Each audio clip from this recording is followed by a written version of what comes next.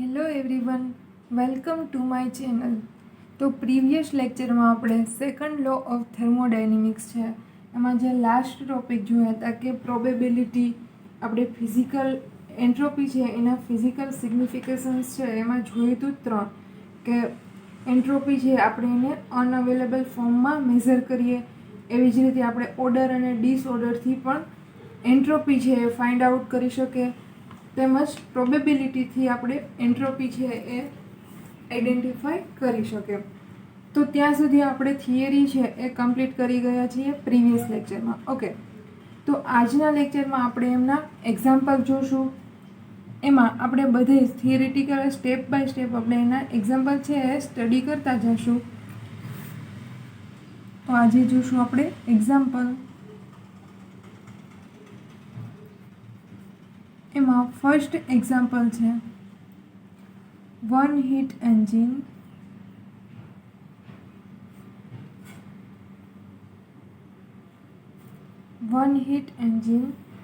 is working at that time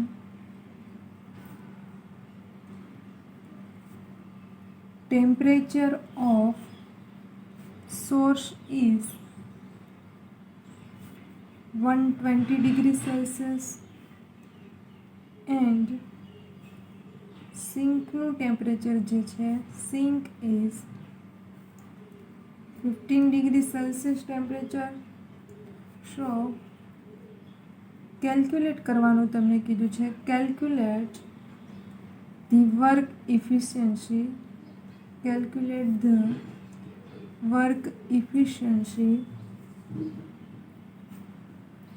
of heat engine. Okay, તો એ heat engine માટે આપણે વર્ક ઇફિશિયન્સી છે એ ફાઇન્ડ આઉટ કરવાની કીધી છે. અહીંયા તમને કીધું છે કે વન હીટ એન્જિન છે એ વર્ક કરે છે એ ટાઈમનું જે ટેમ્પરેચર છે, એટલે કે હીટ એન્જિન પાસે શું હશે તો કે આપણે એમની થિયરી હતી હીટ એન્જિનની, એમાં જોયું હતું સોર્સ, સિંક અને સ્ટેન્ડ. જ્યારે આ બંને છે એમની વોલ છે કન્ડક્ટિંગ હશે એન્ડ સ્ટેન્ડની વોલ છે ઇન્સ્યુલેટિંગ હશે. સોર્સનું ટેમ્પરેચર ત્યાં હાઈએસ્ટ હશે, એને આપણે સોર્સ તરીકે લેશું, અને સિંક છે એનું ટેમ્પરેચર છે લો છે. તમે અહીંયા એના સ્ટેટમેન્ટ ઉપરથી પણ સમજી શકો છો. ઓકે, તો સોર્સનું ટેમ્પરેચર અહીંયા તમને 120 ડિગ્રી સેલ્સિયસ આપેલું છે અને સિંકનું ટેમ્પરેચર 15 ડિગ્રી સેલ્સિયસ, અને તમને ફાઇન્ડ આઉટ કરવાનું છે વર્ક ઇફિશિયન્સી. તો આપણે વર્ક ઇફિશિયન્સી છે ટેમ્પરેચર ઉપરથી ફાઇન્ડ આઉટ કરવાની કીધી છે, કેમ કે રકમમાં આપણે ટેમ્પરેચર માત્ર આપેલા છે. તો અહીંયા જે હાઈએસ્ટ ટેમ્પરેચર છે એને આપણે કન્સિડર કરશું. એક હશે T1 અને બીજું T2. ઓકે, બે ટેમ્પરેચર આપેલા છે. T1 છે એને હું સિંકનું ટેમ્પરેચર અને T2 માટે હું સોર્સનું ટેમ્પરેચર છે એ કન્સિડર કરીએ છીએ.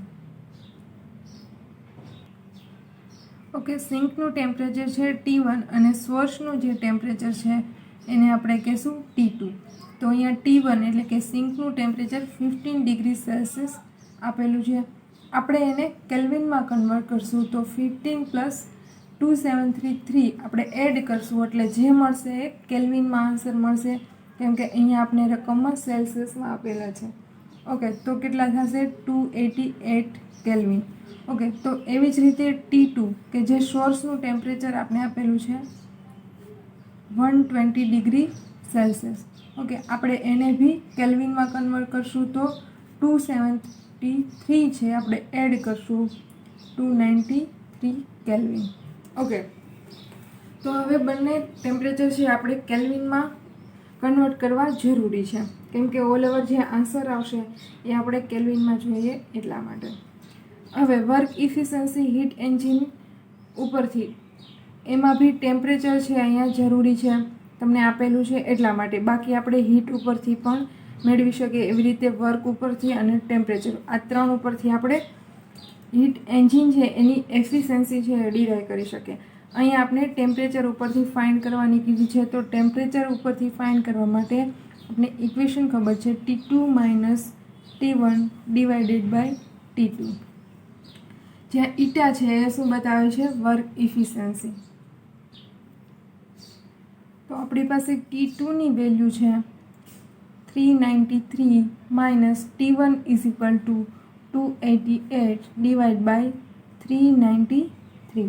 ઓકે, તો શું આવશે? 105 ડિવાઇડેડ બાય 393.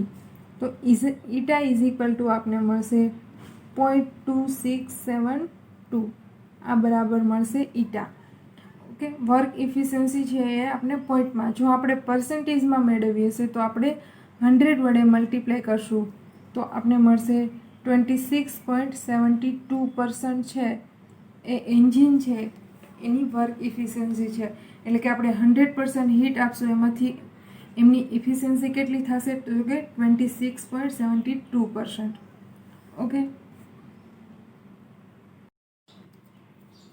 હવે સેકન્ડ એક્ઝામ્પલ છે જે તમારે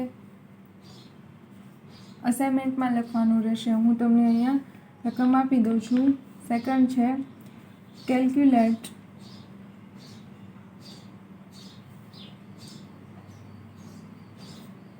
work efficiency of heat engine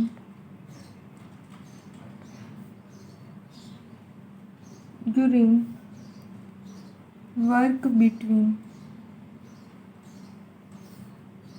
150 degrees Celsius and 50 degrees Celsius. Okay, first જે એક્ઝામ્પલ જોયું એ ટાઈપનું જ છે. શું છે? Calculate the work efficiency of a heat engine during work between 150 degree Celsius and 50 degree Celsius. અહીંયા તમારે ઈટા જ ફાઇન્ડ આઉટ કરવાનો છે અને ઇક્વેશન પણ ક્યુ યુઝ થશે? તો કે અહીંયા તમને બંને ટેમ્પરેચર આપેલા છે, એક હાઈ ટેમ્પરેચર છે and second one is a low temperature. તો એના ઉપરથી તમારે ઇક્વેશન મૂકવાનું રહેશે અને ઇફિશિયન્સી છે એ તમારે પર્સન્ટેજમાં ફાઇન્ડ આઉટ કરવાની રહેશે. ઓકે, તો આ જે સેકન્ડ છે એ તમારે અસાઇનમેન્ટમાં મને લખીને આપવાનું રહેશે. તો થર્ડ એક્ઝામ્પલ જોઈએ. Heat is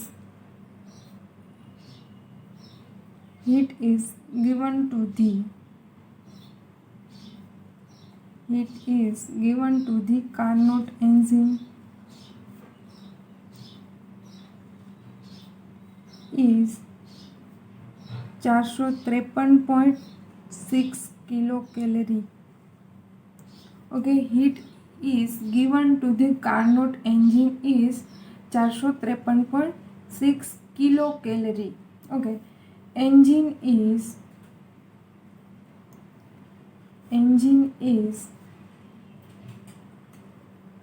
work between 0 degree Celsius and 100 degree Celsius temperature. તો આપણે કેલ્ક્યુલેટ કરવાનું કીધું છે. Calculate the work in joule done by engine. Okay, અહીંયા કીધું છે કે heat is given to the Carnot engine is 453.6 kilocalorie. Okay, heat engine છે એને 453.6 કિલો કેલરી જેટલી એનર્જી છે એ એન્જિનને આપવામાં આવે છે. ઓકે, અને એન્જિન છે એ વર્ક કરે છે બે ટેમ્પરેચર ઉપર, between 0 degree Celsius and 100 degree Celsius temperature. Okay, અને ફાઇન્ડ શું કરવાનું કીધું છે? તો કે calculate the work in joule done by engine. તો આ સિસ્ટમ છે, એટલે કે જે સિસ્ટમ છે આપણે એને એન્જિન જ કન્સિડર કરશું. તો એ એન્જિન દ્વારા જે વર્ક થાય છે એને આપણે જૂલમાં કેલ્ક્યુલેટ કરવાનું કીધું છે. હવે એપ્લાય શું કરેલું છે? તો કે 453 જેટલી હીટ છે એને કિલો કેલરીમાં એપ્લાય કરેલી છે એ એન્જિનને, અને એન્જિન છે એ કામ કરે છે બે ટેમ્પરેચર ઉપરથી. તો આપણે એનું વર્ક છે એ ડિરાઈવ કરવાનું છે. ઓકે, વર્ક આપણે ખબર છે W એ આપણે ફાઇન્ડ આઉટ કરવાનું છે શેમાં, તો કે જૂલમાં. ઓકે, આપેલું શું છે તો કે એન્જિન છે એને હીટ આપેલી છે, હીટ આપણે ક્યુ કહેશું, જે કેટલી છે 453.6 કિલો કેલરી. ઓકે, હવે આપણે અત્યારે બધું પહેલાં કિલો કેલરીમાં જ ડિરાઈવ કરશું. ફાઇનલ આપણે જે આન્સર મળશે એને આપણે જૂલમાં કન્વર્ટ કરીશું. ઓકે, અને બીજું શું આપેલું છે તો કે ટેમ્પરેચર. જે એન્જિન છે એ 2 ટેમ્પરેચર વચ્ચે વર્ક કરે છે. એમાં આપણે આગળની જેમ જ 2 ટેમ્પરેચર, એક હશે T1, તો અહીંયા T1 એટલે કે સિંકનું ટેમ્પરેચર, સિંક એટલે કે લોએસ્ટ જે ટેમ્પરેચર હશે એને આપણે સિંકનું ટેમ્પરેચર કન્સિડર કરીશું. કે 0 ડિગ્રી સેલ્સિયસ ટેમ્પરેચર છે એને આપણે કેલ્વિનમાં કન્વર્ટ કરવાનું રહેશે. તો 0 + 273 = 273 કેલ્વિન. આ મળશે સિંકનું ટેમ્પરેચર હશે. T2 એટલે કે સોર્સનું ટેમ્પરેચર, તો અહીંયા સોર્સનું ટેમ્પરેચર છે જે 100 ડિગ્રી સેલ્સિયસ આપેલું છે, આપણે કેલ્વિનમાં કન્વર્ટ કરશું, 273 એડ કરીશું તો મળશે 373 કેલ્વિન. ઓકે, અને ફાઇન્ડ કરવાનું છે વર્ક, અને એ બી જૂલમાં. હવે અહીંયા તમને કીધું છે કે હીટ છે એ એન્જિનને સપ્લાય કરીશું એ કેટલી છે તો કે 453.6 કિલો કેલરી, અને આપણે વર્ક છે એ ફાઇન્ડ આઉટ કરવાનું કીધું છે. તો આપણી પાસે ઇફિશિયન્સી છે એનું ઇક્વેશન છે જે આપણે આગળ થિયરીમાં સમજી ગયા હતા. ઓકે, અને અહીંયા જે હીટ છે એ હીટ શું કરશું તો કે આપણે એન્જિનને સપ્લાય કરશું, એટલે કે એ એન્જિન છે એ હીટ છે એને એક્સેપ્ટ કરશે.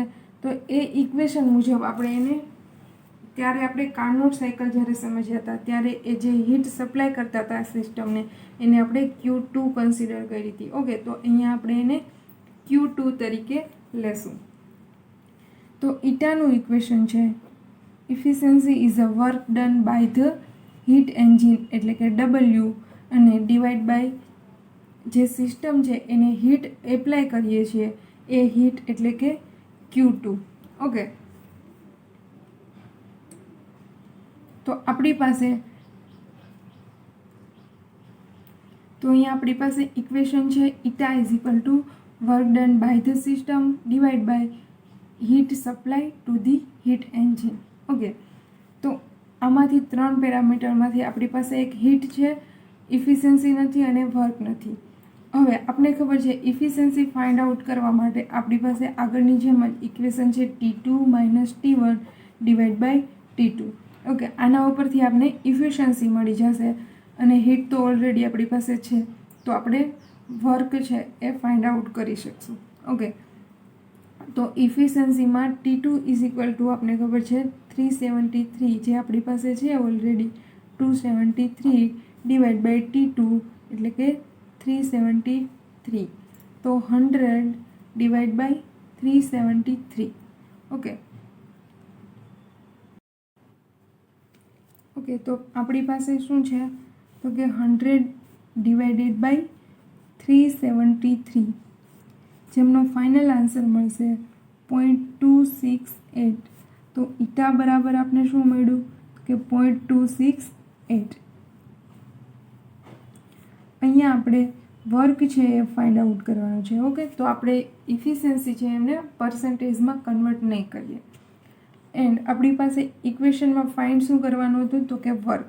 તો આપણી પાસે જે ઇક્વેશન છે ઈટા = વર્ક અપોન Q2, જેમાં આપણે ઇફિશિયન્સી છે એ મળી ગઈ, અને હીટ તો ઓલરેડી આપણી પાસે છે, અને વર્ક છે એ ફાઇન્ડ આઉટ કરવાનું છે. તો વર્કને આપણે બરાબરની આ સાઈડ લઈ લઈએ, તો વર્ક = ઈટા × Q2.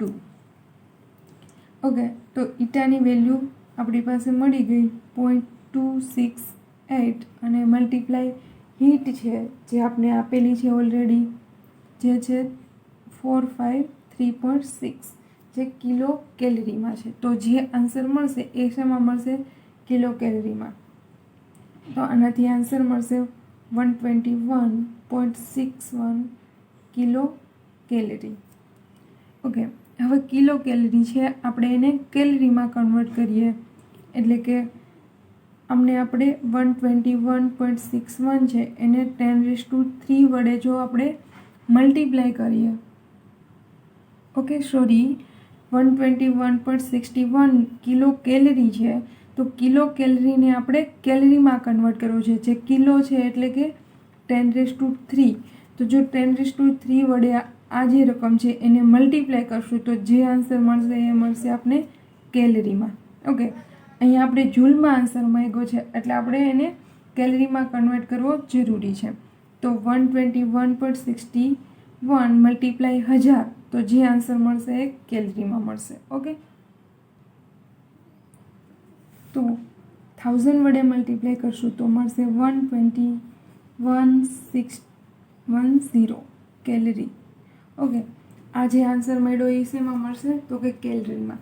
અને એ શું છે તો કે આપણી સિસ્ટમ છે એણે જે વર્ક કર્યું છે એ આપણે આટલા કેલરી વર્ક એ સિસ્ટમ દ્વારા થયું છે. હવે આપણે કીધું છે કે એ વર્ક છે એને જૂલમાં આપણે ફાઇન્ડ આઉટ કરવાનું છે, તો આપણે કેલરી છે ઇન જૂલમાં કન્વર્ટ કરશું. ઓકે, ઇન જૂલ તો રિલેશન છે કે 1 calorie 1 calorie is equal two 4.184 joule. Okay, 1 calorie બરાબર કેટલા થશે 4.184 જૂલ. તો આપણી પાસે 121,610 કેલરી છે. 121,610 કેલરી ઇઝ ઇક્વલ ટુ કેટલા? ઓકે, ત્રિરાશિ ઉપરથી આપણે આન્સર છે એ જૂલમાં ખબર પડી જશે. હવે શું કરશું આપણે એનું મલ્ટિપ્લિકેશન 121,610 મલ્ટીપ્લાય 4.184 ડિવાઇડ 1. તો જે કંઈ આન્સર મળશે એ શેમાં મળશે આપણે વર્ક છે એ જૂલમાં મળશે. ઓકે, આમનું મલ્ટિપ્લિકેશન થશે 50881 જૂલ. ઓકે, સિસ્ટમ દ્વારા જે વર્ક થશે એ આટલું આપને મળશે, જે જૂલમાં આન્સર બતાવેલું છે. ઓકે, તો આપણે રકમમાં કેટલું આપેલું હતું કે એ હીટ એન્જિન છે એમાં એ કાર્નોટ એન્જિનને 453 જેટલી કિલો કેલરી જેટલી એન્જિનને હીટ આપવામાં આવેલી હતી. અને એ હીટ એન્જિન છે એ 2 ટેમ્પરેચર વચ્ચે વર્ક કરે છે. તો એમનું આપણે એ વર્ક કેટલું કરશે એ આપણે શોધવાનું કીધેલું હતું. તો 2 ટેમ્પરેચર આપેલા છે, એમના ઉપરથી આપણે એની ઇફિશિયન્સી મળી જશે અને ઇફિશિયન્સી ઉપરથી એમના ઉપરથી આપણે એનું વર્ક છે એ મળી જશે, કેમ કે અહીંયા ઓલરેડી આપણે હીટ છે એ આપી દીધેલી હતી. ઓકે,